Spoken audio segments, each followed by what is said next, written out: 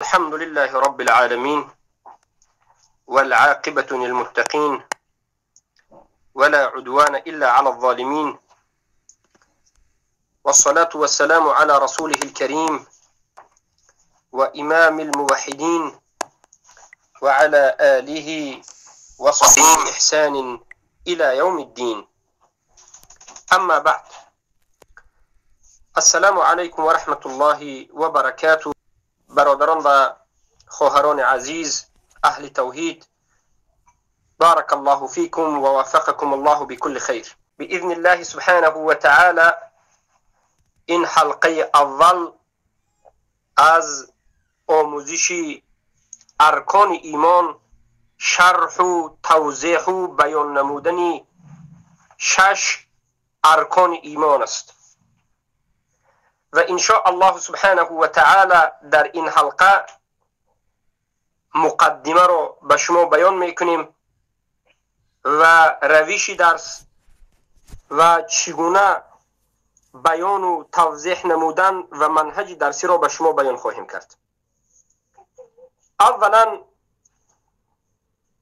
باید بدانیم که این فضل الله سبحانه و تعالی به من و شما هست که از بین اینقدر بندگانش الله سبحانه و تعالی به فضلش و به کرمش ما را توفیق داده است برای فهمیدن حق و حق را برای ما روشن کرده و فهمیشش را آسان کرده است و تعلیم علم را برای ما نصیب کرده است. این بزرگترین نعمت الله است. الله سبحانه و تعالی در قرآن بیان میکند که انسان‌هایی که می آموزند و علم دارند و انسان‌هایی که نمی آموزند و علم ندارند به هم دیگر هرگز برابر نیستند. هل یستوی الذین یعلمون والذین لا یعلمون؟ آیا کسانی که میدانند و کسانی که نمیدانند به هم برابر هستند؟ نه، هرگز. و بخصوص در علم توحید، در علم الله شناسی، در علم ایمان و اسلام، کسی که می آموزد و می فهمد این مسلمان است، این مؤمن است. کسی که نمی آموزد، نمی فهمد، بی اهمیتی و در جهالت باقی میماند، این کافر است و این بیدین است. کسی که اللهش را نمی شناسد چگونه به الله ایمان می آورد؟ برای همین این حلقه ها خیلی حلقه های مهم است که ما باید گوش بکنیم، منتشر بکنیم و بیاموزیم و بفهمیم. برای دیگران هم این حقیقت رو رسانیم تا که همه دست جمع یک جا مؤمن و از اهل توحید و ایمان باشیم. بارك الله فيكم. اکنون اولین درس ما بیان می شود از بیان حدیث جبرئیل که حدیث از روایت امام مسلم است، ثابت است، صحیح است، که حدیث آمده است که عن عمر بن الخطاب رضی الله عنه قال بينما نحن جلوس عند رسول الله صلى الله عليه وسلم ذات يوم إذ طلع علينا رجل شديد بياض الثياب شديد سواد الشعر لا يرى عليه أثر السفر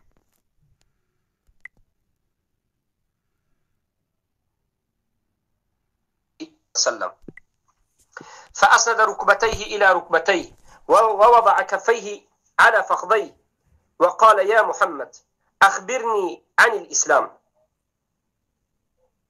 عمر بن الخطاب رضی الله عنه میگویند که یک روز ما نشسته بودیم در نزد رسول الله صلی الله علیه و سلم که یک مرد ظاهر شد به نزد ما آمد که موی سرش خیلی هم سیاه بود و لباسش خیلی هم سفید بود، سخت سفید بود، یعنی تازه، موی سر سیاه، چنگ نیست، در لباس یگان افلاسی چنگ نیست،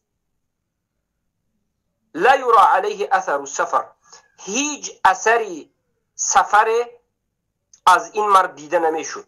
این مرد گویا که همین اهل مدینه هست، ولی یگان نفر از صحابه این مرد رو نشناختند که این مرد کی است، تا اینکه این مرد به نزد رسول الله آمد و نشست در روبروی رسول الله،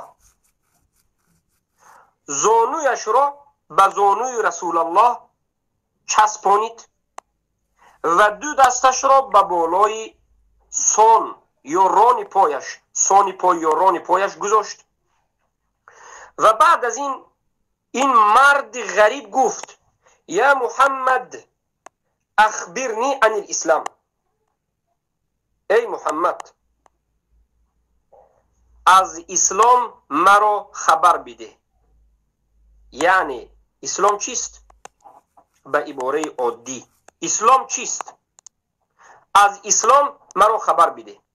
رسول الله صلی الله علیه و سلم به او جواب گفتند فقال له الاسلام ان تشهد ان لا اله الا الله و ان محمدا رسول الله و تقیم الصلاة و تؤتی الزکاة و تصم الرمضان و تحج البيت ان استطعت الیه سبیلا و تحج البيت ان استطعت الیه سبیلا.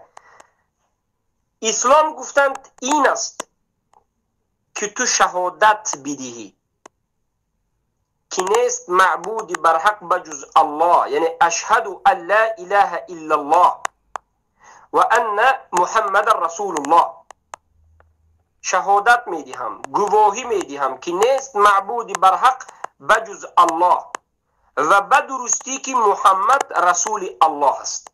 یکم رکن اسلام. دوم رکن اسلام نماز را ادا نمایی، نماز را خوانی، 5 وقت نماز را، و زکات را بدهی و روزه ماه رمضان را در 1 سال 1 ماه داری و اگر استطاعت برای رفتن حج داشته باشی هم استطاعت پولی و مبلغی مالی و هم استطاعت جسمانی سلامتی داشته باشی 1 مرتبه در عمرت حج بکنی. اسلام نمین است. این مرد به رسول الله گفت صدقت، درست گفتی، راست گفتی. حضرت عمر میگن که فعجبنا له یسأله و یصدقه، یعنی ما تعجب کردیم که این مرد رسول الله را سؤال میکند و بعد از جواب رسول الله با میگوید که درست گفتی، راست گفتی. یعنی گویا که یک مردی که باخبر از خودش، آدمی باخبر میگوید که بعد از شنیدن جواب بله راست گفتی میگد. و بعد از این به رسول الله این مرد خطاب کرد و گفت که اخبرنی عن الایمان، ای رسول الله به من ایمان را خبر بده. ایمان چیست؟ رسول الله گفتن قال ان تؤمن بالله و ملائکته و کتبه و رسوله و اليوم الاخر و تؤمن بالقدر خیره و شره. ایمان این است که تو ایمان بیاوری به الله، به ملائکه ها و به کتاب های الله و به رسولانی که الله فرستاده و به روز قیامت و ایمان بیاوری به تقدیر نیکی و بدی که همش از جانب الله است. مرد این سخن را از رسول الله شنید و گفت صدقت، راست گفتی. و بعد از این گفت به رسول الله که فاخبرنی عن الاحسان، ای محمد اکنون مرا خبر بده از احسان. احسان گفتنی سخن چیست؟ چی گپ است؟ رسول الله صلی الله علیه و سلم گفتند که ان تعبد الله كأنك تراه فإن لم تكن تراه فإنه يراك. عبادت بکنی الله را گویا که بدرستی تو او را میبینی، در عبادتت گویا که الله را میبینی. اگر همچنین درجه پیدا کرده نتوانستی، تو باید بدانی که حتما باید اعتقاد داشته باشی که الله تو را میبیند. و بعد از این که پیامبر این جواب را گفتند این مرد گفت که فاخبرنی عن الساعه، ای محمد به من خبر بده از روز قیامت، کی می شود روز قیامت؟ رسول الله چی گفتند؟ مل مسئول عنها باعلم من السائل، من مسئول نیستم در این مسئله کی قیامت می شود یا کی شدن و نشدن قیامت، روزی او را معلوم دانستنی من مسئول نیستم و من در این مسئله داناتر از سؤال کننده نیستم. یعنی در اینجا رسول الله گفته است که چی است؟ داناتر و مثل رسول الله در همین مسئله علم دارد. یعنی رسول الله خبر دادند که نه من و نه تو ما نمیدونیم که قیامت کی می شود. یعنی من داناتر از تو نیستم گفتند. این مرد هم گفت که فاخبرنی عن اماراتها، از علامت های روز قیامت به من خبر بده. رسول الله گفتند ان تلد الامه ربتها، یک غلام زن، یک کنیزه با بالای سر خودش سید خودش رو تولد کند. زن کنیز بود، یک انسان آزاد به کنیز علاقه کرد، از وی فرزند تولد شد، فرزند آزاد شد، مادر گویا حالا کنیز است، این فرزند سید مادر شد. روزی که همچنین می شود. و ان ترى الحفاة العراة العاله رعاء الشاة يتطاولون في البنيان. گفتند یکی از علامت های دیگری روز قیامت همین است که وقتی که شما می بینید پای لوچ، سر لوچ، آدم هایی که در بین مردم آدم های طبقه یعنی پایانتر بودند و اینها چوپان گوسفند نگه دارنده، چوپان ها گوسفند چران ها بودند، وقتی که انا همین پای لوچ و سر لوچ و چوپان های گوسفند پادبان ها به شهرها گشته آیند و مسابقه خانه سازی کنند. یک پای لوچ و سر لوچ و چوپان میبینید که خانهش از این همسایش، دیگر چوپان با خانه های بلند انمی پای لوچ و سر لوچ و چوپان ها میپوشند، مسابقه خانه پوشی شروع میشود. و بعد از این مرد خست، ثم انطلق فلبث مليا ثم قال، یعنی این مرد رفت، یک کمی پیامبر ایستادند و بعد از این گفتند که ای عمر، یا عمر اتدری مسائل، آیا میدانی که همین مردی ناشناسی که آمد و به ما این سوال ها را کرد، به من این سوال ها را کرد، این کی بود؟ آیا میدانی؟ عمر گفتند که قلت الله و رسوله اعلم، الله و رسولش میداند، ما نمیدونم، نشناختم.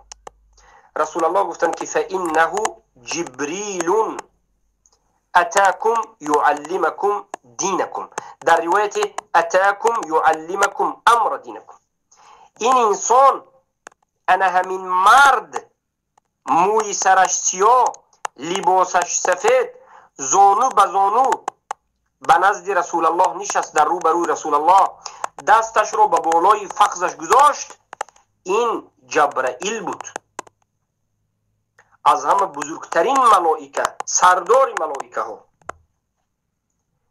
آمد اینجا تا که به شما ای صحابگان دینتون رو تعلیم بدهد. الله اکبر، الله اکبر. این دین ما برادرم و خواهر موحدم از جانب الله است و همین دین ما را بسیار مسائل های بزرگش را الله خودش در قرآن فهمانیده است، همه جاش را، و باز برای اینکه ما به اهمیتی نکنیم، چگونه آموختن دین، چگونه سؤال کردن و چگونه بودن اسلام و ایمان و احسان را جبرائیل به امر الله آمدند و آموزانیدند. این دلالت به چی میکند؟ دلالت میکند که دین باید آموخته شود. دیگر یگان راه برای رسیدن به رضایت الله وجود ندارد. یگانه راه آموزش، علم، و این علم بدون آموزش و بدون تعلیم به وجود نمیاد. اکنون ما از این حدیث یک چند فایده ها رو میگیریم. و به اصل مقصد و به اصل موضوع بعد داخل میشیم. اول حدیث رو ما باید بفهمیم و بعد از این به اصل مقصد یا به اصل موضوع باز میگردیم. اولین چیزی که ما باید دانیم انا همین حدیث در بین امت اسلام چنان مشهور است که هر یک کوچکترین فرزند مسلمان این حدیث رو میداند و باید داند. و این حدیث معروف به حدیث جبرائیل هست. از نظر علم حدیث علماها حدیث های مشهوری رو لقب گذاشتند. مثلا حدیث بطاقه میگن. حدیث بطاقه وقتی که گفتند یک حدیث مشهوری که روز قیامت لا اله الا الله همچون یک کارت میشد، کارت چورکنجی میده میشد، به ترازو همون کارت میگذارن. بطاقه یعنی کارت گفتنی گفت. امروز کارت بانکوی که است بطاقه میگن. این حدیث بطاقه معروف است. لا اله الا الله به بالاش نوشته است. همه گناه به یک طرف ترازو میمونن، توحید به یک طرف ترازو لا اله الا الله میمونن. توحید غلبه میکنه. توحید اهل توحید جنت میبرد. اگرچه بسیار گناه داشتگی باشد هم به سبب توحید، به سبب لا اله الا الله الله او را میبخشد. نام این حدیث معروف به حدیث بطاقه است. یا حدیث دیگری مشهور حدیث مسیء الصلات، کسی که نمازش خوب خونده نمیتوانست. مشهور به حدیث مسیء الصلات گفت همه میفهمند. قصه حدیث ابی بلتعه، قصه ابی بلتعه گفت یک بار همه میفهمند. حدیث حاتم یا حدیث عدی بن حاتم الطائی گفت یک بار همه میفهمند که پیامبر در باب اتخذوا احبارهم و رهبانهم اربابا من دون الله گرفتند. و این چنین حدیث جبرائیل گفت همه این حدیث میفهمند. حدیث جبرائیل یعنی جبرائیل به نزد رسول الله آمدند برای اینکه به صحابگان تعلیم بدهند. از رسول الله سوال میکنند، رسول الله جواب میدن. صحابه هایی که در گرد و اطراف رسول الله هستند از این سوال و جواب دینشون رو می آموزند. لقب این حدیث حدیث جبرائیل است. و مسئله دیگر این است که این حدیث دلالت واضح میکند که در زمان رسول الله ملائکه ها به شکل انسان شده به نزد رسول الله می آمدند و به خصوص حضرت یا بگیم جبرائیل علیه السلام. جبرائیل علیه السلام از همه بزرگترین ملائکه ها، اون کسی که سخن الله را اولین شده می شنود و دیگر ملائکه ها امر الله را خبر می دهد. همین جبرائیل است که 600 قنات دارد و جبرائیل را رسول الله 2 مراتبه به صورت خودش دیده اند. لیکن همین جبرائیل عادتا به نزد رسول الله به شکل انسان شده می آمد. و چخیلی که می بینید حالا در این حدیث صحابه ها جبرائیل را دیدند اما به شکل انسانی ناشناس، در بعض حالت به شکل دحیه کلبی، در بعض حالت به شکل دیگه از صحابگان می آمد و به صحابگان به واسطه سوال و جواب به رسول الله دین را تعلیم می داد. و این دلالت بر رحمت الله به من و شما میکند که الله قرآن را نازل کرد، سنت را نازل کرد، رسول الله را مبعوث کرد، باز ملائکه را نازل میکند تا که به شما روش سوال و جواب را، روش احترام رسول الله را، احترام علما را بیاموزد. علما از این حدیث حجت میگیرند که در همین حالت حضرت جبرائیل به صحابگان تعلیم دادند که چگونه علم دین را بیاموزند. به احترام، آموزش علم دین، الله شناسی، اسلام شناسی، ایمان شناسی، توحید، این علم ها خیلی هم علم های بزرگ است و این عاقبتش رضاگی الله است. تو باید این علم احترام بکنی. در وقت آموزش قرآن و سنت و آموزش ایمان و اسلام و توحید باید به یک طرز زیبا، به طرز احتمام دهنده بنشینی بی پروا، بی اهمیت، در درون درس خوب تکیه کرده. استاد در اینجا درس میگه نشسته، تو خوب هستی. استاد درس میگه تو تکیه کرده چیز خوردستی، به تو پروای آموزش علم نیست. این عملی تو مخالف به آداب، به احترام علم است، مخالف به همون آداب و اخلاق جبرائیل علیه السلام در نزد رسول الله انجام دادن است. و این آدابی که جبرائیل علیه السلام به صحابگان آن تعلیم دادن، تا روز قیامت هر شاگرد و استادی که توحید را می آموزد، اسلام را می آموزد، انا همچنین به همدیگر احترام دارد. چقدر علم را احترام کردی در وقت آموزش، به یک جد و جهد و جدی نشستی، بدون که انا همو قدر تو اجر و فضیلت میگیری و انا همو قدر علم میگیری. چقدر اهمیت دادی، آداب و اخلاق را، احترام را در بالای آموختن علم صرف کردی، انا همو قدر علم میگیری. چرا بسیار انسان ها در حلقه های درسی شب و روز میشینند اما فهمشون کم است، درکشون کم است، علم کم آموختند، نمیفهمند، بسیار چیزه فراموش کردند، برای آن که علم احترام نکردند. چگونه که جبرائیل به نزد رسول الله دوزانی نشست، دستش را به پیش برش ماند، پاک و پاکیزه به نیت و اخلاص نشست، انا همچنین تو ننشستی. اولین چیز در آموزش علم اخلاص است که تو این علم را تنها باید به خاطر الله بیاموزی، زیرا که این علمی عادی دنیوی نیست، این شناخت الله است. ایمان به الله و ملائکه و رسول و کتب و رسول و روز قیامت و تقدیر نیکی بدی است. اسلام و ایمان و احسان است. اگر تو احترام نکردی پس ایمانت ضعیف است. چقدر احترامت سخت شد همو قدر ایمانت زیاد شد و همو قدر فهمت زیاد شد. برای همین در زمان سلف صالح مجلس هایی که 500 نفر و 1000 نفر می نشستند، میکروفون در آن روز نبود، گویا که به بالای سرشون، به بالای سری همهشون پرنده نشسته باشد، نه جنبیده، آرام خاموش گوش میکردند. انا این است منهجی که الله سبحانه و تعالی به واسطه جبرائیل به صحابگان تعلیم داد و صحابگان به ما، تابعین به تبع تابعین، تا امروز زینه به زینه آمد. و ما هم در مدینه منوره وقتی که تعلیم میگرفتیم در نزد استادمون دوزانو آرام خاموش گوش میکردیم. و انا همین رو به شما توصیه میدیم که آداب رو در آموزش علم انجام بدهید تا که برکه علم رو شما برخوردار شوید. و بعد از این بارک الله فیکم، مسئله دیگری که هست همین است که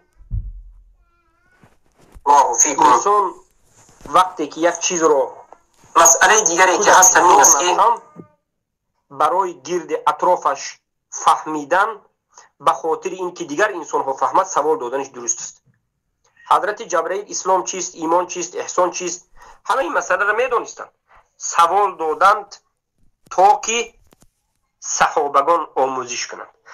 برای همین اگر یک مسئله بزرگ، یک مسئله خیلی نازک قوی باشد و مردم در اون مسئله احتیاج داشته باشند که بفهمند، اگرچه شما میدانید این مسئله رو، میفهمید، لیکن سوال میکنید یک عالم و یک طالب علم رو تا که دیگرها فهمند به سبب سوال شما، این هم درست است. در اساس انا همین حدیث جبرائیل علیه الصلاة، بارک الله فیکم. اما جبرائیل اول از رسول الله اسلام را سوال کردند. برای چی؟ برای که اسلام یک مشهورترین نام است و دین ما نامش اسلام است. چه که الله در قرآن میگه فمن يبتغي غير الاسلام دینا فلا يقبل منه وهو في الاخره من الخاسرین. هر کسی که غیر از دین اسلام دیگر دین را انتخاب کند یا قبول کند، الله از او قبول نمیکند وی دین را، و در روز قیامت او از جمله زیان کشیده ها، بانکروت شده ها، خسارت زده ها میشد. یعنی یگانه دینی که الله قبول میکند دین اسلام است. دین من و شما اسلام است. و انا همین اسلام وقتی که الهیده خودش در پهلوی ایمان می آید، اسلام ایمان پهلو می آید، اسلام انا همین چی است؟ بارک الله فیکم. اسلام این عبادت کردن الله، شریعتی که الله به ما فرستاد با واسطه انمی قرآن و سنت عبادت کردن اسلام است. تسلیم شدن در توحید به الله است. اطاعت کردن الله ظاهرا و باطنا، هم در ظاهر و هم در باطن، اطاعت کامل. اسلام این دینی هست که الله سبحانه و تعالی به رسولش محمد علیه السلام فرستاد و محمد صلی الله علیه وسلم به امتشون تعلیم دادند. و دینی همه بشریت تا روز قیامت همین دین اسلام است. باقی مانده همه دینهای منسوخ است و باطل شده است. غیر از دین اسلام یگان دین در نزد الله قبول نیست. و همین اسلام به خودش 5 رکن دارد. اولا وقتی که میگن که اسلام چیست، طالبین باید حفظ بکند و بداند که امروز الحمدلله موحدین شب روز حفظ میکنند اسلام چیست. دینم اسلام میگوی. اسلام چیست؟ الاستسلام لله بالتوحید و انقیاد له بالطاعه و براءة من الشرك و اهله. اسلام این تسلیم شدن به الله در توحید ربوبیت، الوهیت، اسما و صفات، توحید متابعت، توحید حکمیت. تو باید تسلیم شوی، توحید آموزی فهمی تسلیم شوی، ضد توحید آموزی فهمی و انکار کنی. انمین است اسلام، تسلیم شدن به توحید با انکار شرک، تسلیم شدن به همه توحید. و تو تسلیم شدن نمیتوانی تا زمانی که بیاموزی، توحید نفهمی، نآموزی، چگونه تسلیم میشوی؟ از چیزی که بیخبر هستی تسلیم شدن نمیتوانی. باید آموزی و فهمی و تسلیم شوی. و انقیاد له بالطاعه، و عمل کنی به اسلام به مانند نماز و روزه و حج و زکات عمل بکنی، پایبند عمل باشی. همین است اسلام. و براءت کنی از شرک، از کفر، یعنی ترک کنی، بد بینی، بغض و عداوت داشته باشی از شرک و کفر. و من اهلی، و از اهل شرک و کفر، یعنی کسانی که شرک میکنن، کفر میکنن، طاغوت و طاغوت پرستن، از همه اینها براءت کنی. یعنی اسلام، دین اسلام به وجود نمی آید مگرم با همین 4 چیز: تسلیم شدن به توحید، عمل کردن، براءت کردن از شرک و از کفر و از نفاق و از مشرکین و از کفار و مرتدین و منافقین و کفر ورزیدن به طاغوت و طاغوت پرستان. همین است اسلام و همین دین اسلام است. و همین دین اسلام ببین 5 رکن دارد، چهلی که در این حدیث صحیح آمد. پیامبر صلی الله علیه و سلم گفتند که اسلام این چی است؟ گواهی بدهی، بگویی که اشهد ان لا اله الا الله و اشهد ان محمد رسول الله. چهلی که در حدیث دیگری هست به معنای متفق علیه میاد که بنی الاسلام علی 5. اسلام به 5 چیز بنا شد. ستون اسلام 5 چیز است. و این را علما میگن عملهای ظاهری از انسان را اسلام میگویند وقتی که اسلام و ایمان علاهیده می آید. رکنهای اسلام را پیامبر صلی الله علیه و سلم در این حدیث جبرائیل و در حدیث بنی الاسلام علی 5 شهادت ان لا اله الا الله ان محمد رسول الله و اقامت الصلاه و ایتاء الزکات و صوم رمضان و حج بیت الله الحرام من استطاع الیه سبیلا بیان کرد. لا اله الا الله محمد رسول الله گفتن را گواهی دادن است. پیامبر نگفتند که نطق کردن لا اله الا الله محمد رسول الله گفتند، گواهی دادن گفتند. برادر عزیزم، گواهی بعد از علم به وجود میاد. یعنی وقتی که تو معنای لا اله الا الله رو فهمیدی، معنای محمد رسول الله رو فهمیدی، همین معنا رو قبول کردی و به زبانت گفتی که اشهد ان لا اله الا الله و اشهد ان محمد رسول الله. معنای این فهمیدی که نیست معبود برحق بجز الله و محمد این بنده و رسول الله است. همه این معبودهای باطل انکار کردی، قبر، سنگ، طاغوت، حکم غیر الله، تمام کفر انکار کردی، تمام شرک و تمام کفار مشرکین، یعنی کفر ورزیدی به طاغوت و طاغوت پرستان و ایمان آوردی به الله، براءت از شرک و کفر مشرکین و موالات به الله و رسول مؤمنین. انمین است لا اله الا الله. معناش فهمیدی که نیست معبود برحق بجز الله. همین لا اله الا الله دو رکن دارد، نفی است و اثبات است، کفر به طاغوت است و ایمان به الله است. و بعد از این شرط های لا اله الا الله فهمیدی که شرطش 7 شرط دارد، 7 شرط صحت. اگر یکی از این شرط ها به وجود نود لا اله الا الله صحیح نیست، مسلمان نیستی. علم ضدش جهل، یقین ضدش شک و شبهه ریب، صدق ضدش کذب و دروغ، محبت ضدش بغض و عداوت، اخلاص ضدش شرک، قبول ضدش انکار، انقیاد ضدش ترک، اعراض. یعنی تو باید علم داشته باشی به لا اله الا الله و به دین و به الله و رسولش، و تو باید یقین به همون علمت 100% باور کنی، 50 به 50، 90 به 90% هم نه، 100% تو باید باور کنی که الله وجود دارد، به توحید ربوبیت، الوهیت، اسما و صفات، توحید حکم، به رسول الله و به دینش و به سنتش، به حکمش و به روز قیامت، به اینها 100% بدانی و باور کنی و تصدیق کنی و اقرار کنی، زبان به قلب و به جسم. هم به زبانت باور کنی، بگویی که باور میکنم، به قلبت باور کنی 100%، و عمل به قلبت و عمل به جسمت کنی. انمین است شرط لا اله الا الله. بعد از این مسلمانی، علم دانی، یقین کنی 100%، یگان مسائل و شک و شبهه نکن، صادق باش، دروغین در گفتن لا اله الا الله نباش، در گفتن لا اله الا الله محمد رسول الله دروغین نباش، و محبت کن به لا اله الا الله، به الله و رسول، به قرآن و سنت، به مسلمین و به مؤمنین و کسی که از اهل لا اله الا الله است. کسی را دوست بدار که الله را دوست می‌دارد، چیزی را دوست بدار که الله را دوست می‌دارد.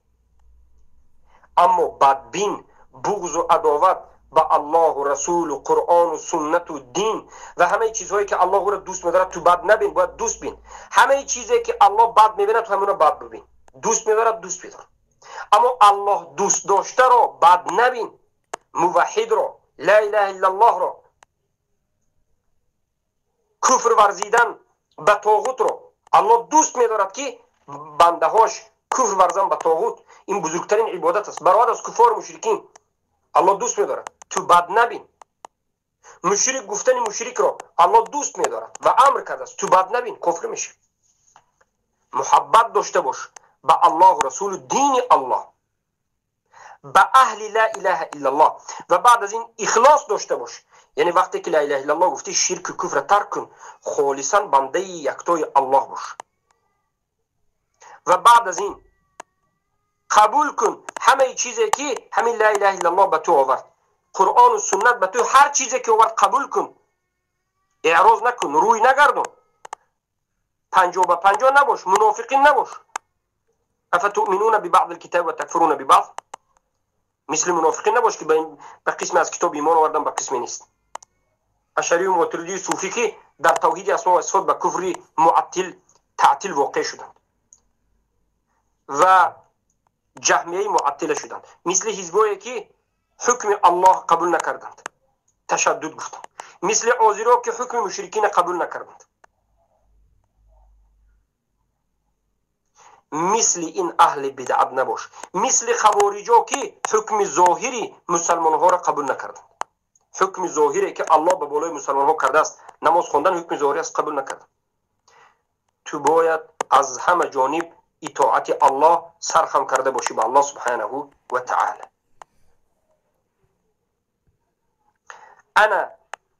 انا همین است اسلام،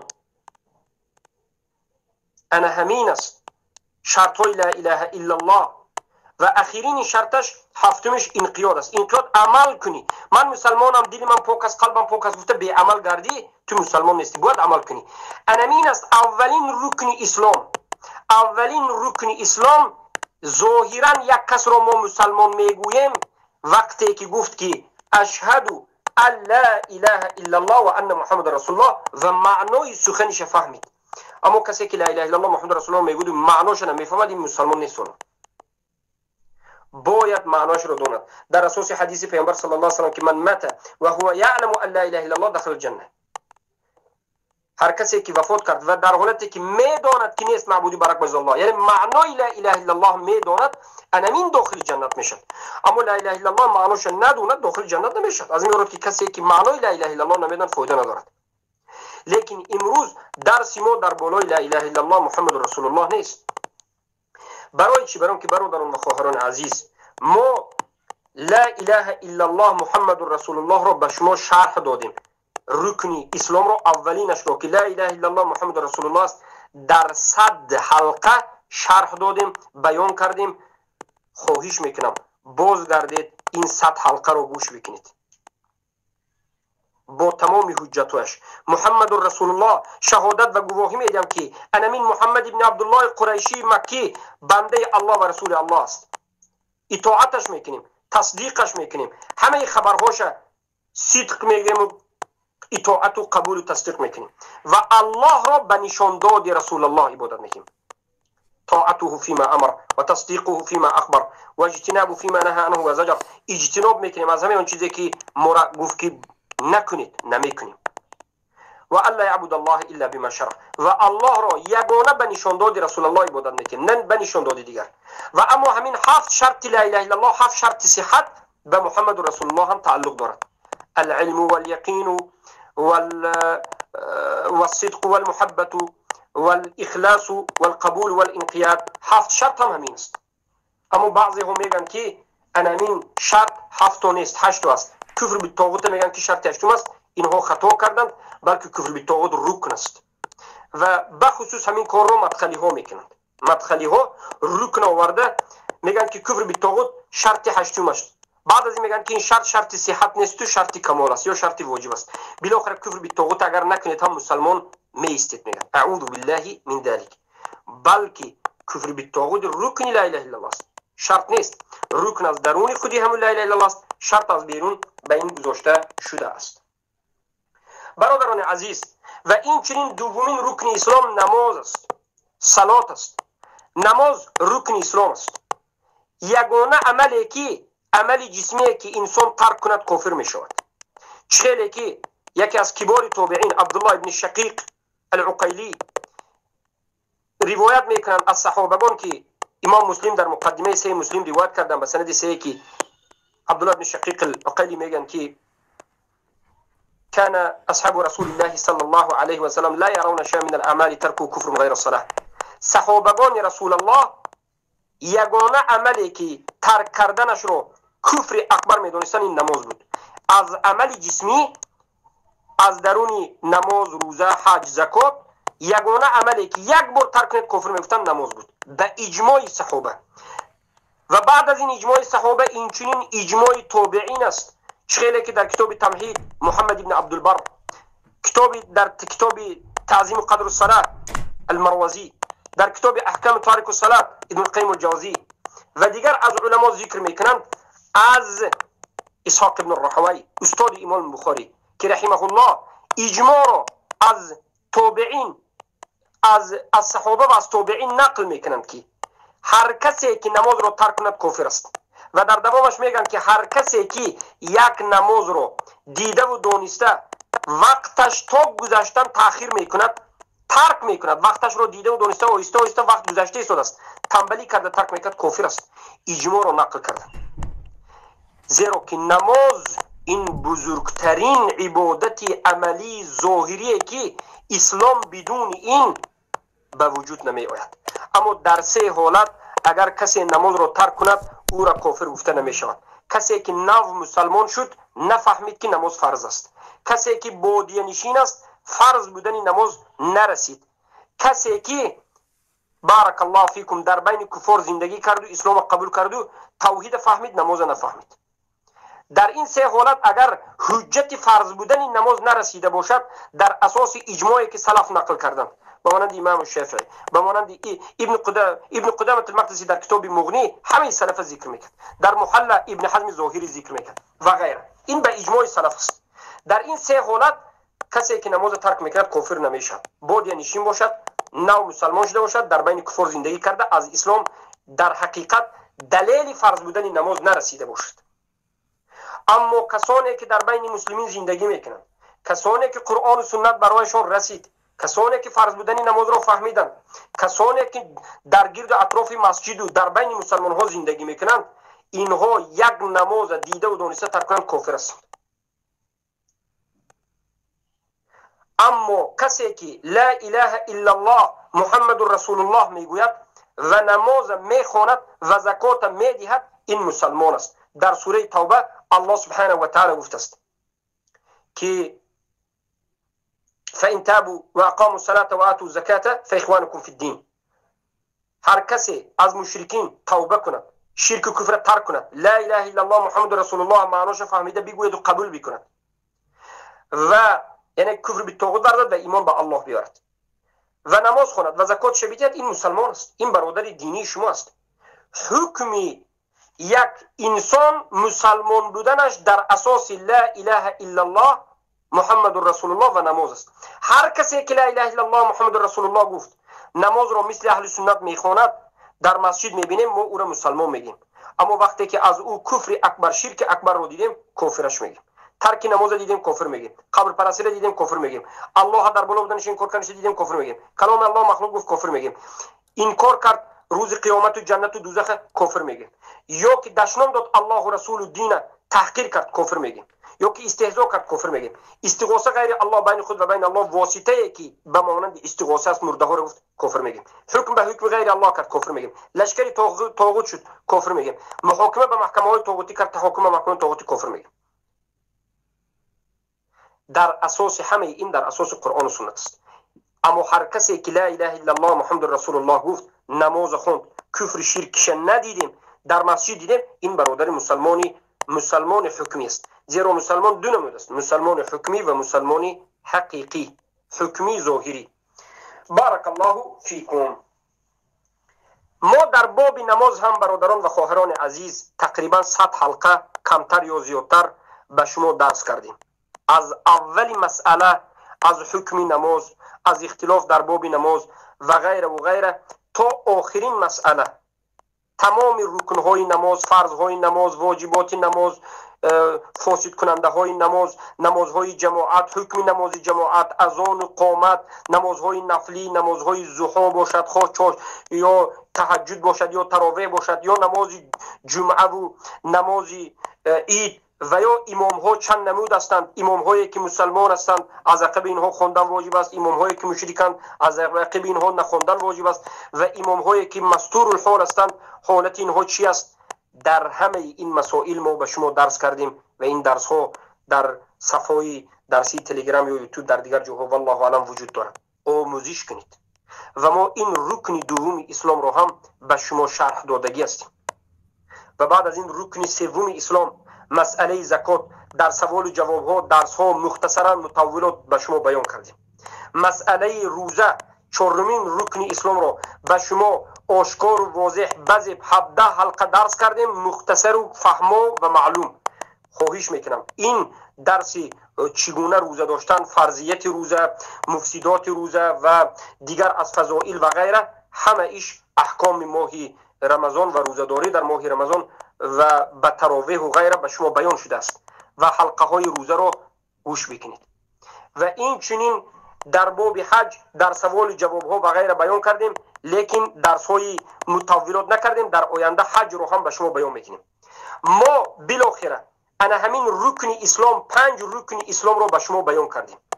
اولین رکن اسلام، مهمترین رکن اسلام، لا اله الا الله محمد رسول الله، که رسول الله 10 سال در مکه مکرمه فقط انمی به دعوت کردن. نماز نبود، روزه نبود، حج نبود، زکات نبود، حجاب نبود، حرام بودنی شراب و نماز جمعه و نماز عید و این چیزا نبود. 10 سال اول فقط لا اله الا الله محمد رسول الله بود. اولین چیزی که هر یک مسلمان باید آموزد نمین است، لا اله الا الله محمد رسول الله صلی الله علیه و سلم، و به همین ایمان بیاورد، زبانا، قلبا، عملا. لا اله الا الله فقط به زبان نیست، زبانا، قلبا، عملا است. به زبانت میگویی، به قلبت همونه باور میکنی، اقرار میکنی، تصدیق میکنی و عمل میکنی و میآموزی. و بعد از این ظاهرا هر یک طلباتی که لا اله الا الله از تو طلبیت هم اجرا میکنی. لا اله الا الله از تو چی میطلبد؟ ترک شرک، ترک کفر، ترک طاغوت، اجتناب، کفر ورزیدن، براءت. ملت ابراهیم کفر بالطاغوت میطلبد. قد كانت لكم أسوة حسنة في إبراهيم والذين معه إذ قالوا لقومهم إنا براء منكم ومما تعبدون من دون الله كفرنا بكم وبدا بيننا وبينكم العداوة والبغضاء أبدا حتى تؤمنوا بالله وحده. ابراهیم علیه السلام برای شما مسلمان ها الگو هست. مثل ابراهیم علیه السلام در تحقیق، در عمل کردن توحید باشید. هر کسی که خودش را به ابراهیم مانند نمی کند این یک جاهل سفه است. سفیه، سفها گفته میشد اینها را، بی عقل است. ابراهیم رو در کدام عمل ما باید پیروی کنیم؟ الله میگه زمانی که ابراهیم به قومش گفتن که اینا براء منکم، پیروی کن به ابراهیم. چگونه که ابراهیم براءت از مشرکین کرد، مشرکین تکفیر کرد، از اونها بیزاری خود اعلان کرد، تو هم همچنین باش، بیزاری خود اعلان کن، جدا باش، آمیخته نباش، مشرک مسلمان نگو. و مما تعبدون من دون الله، و این چگونه که ابراهیم از همه اون معبودهای باطلی که به غیر الله عبادت کرده میشد براءت خودش اعلان کرد، تو هم مثل اون براءت خودت اعلان کن. چگونه که ابراهیم بت‌ها را شکست، تو هم بت‌ها را بشکن. و مما تعبدون من دون الله کفرنا بکم، بگو که ای کفرناکم، ما شما مشرکین مسلمان نمیشماریم، کافرید شما. و بدا بیننا و بینکم العداوة والبغضاء، ابراهیم چگونه که به مشرکین گفتن بگو که بین ما و شما ای بیدین ها مشرکین ظاهر شد دشمنی و عداوت، تو همون زمانی که ایمان به الله نوارید. لا تجد قوم يؤمنون بالله واليوم الاخر يوادون من حاد الله ورسوله. ناممکن است که یک کسی که مسلمان و مؤمن باشد دوستی به غیر مسلمانی بکند. سوره مجادله 22. اگر چه این دوستش پدرش باشد، ولو كان آباؤهم او ابناؤهم